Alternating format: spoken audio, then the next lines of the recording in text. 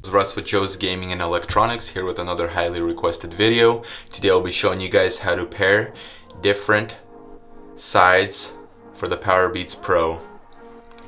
Let's begin. So for instance, your left side broke and you want to go ahead and buy it from another person and you want to pair it to your right side, but you don't know how. So go ahead, get the one you purchased, make sure it's a working unit and not a faulty one. Go ahead and place it into the case, and here's the button.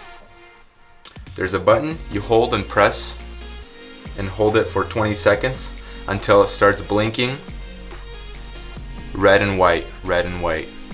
That's the indicator that both the earbuds are pairing to each other.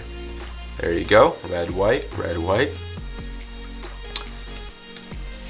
Now it will pop up on your phone as it's pairing.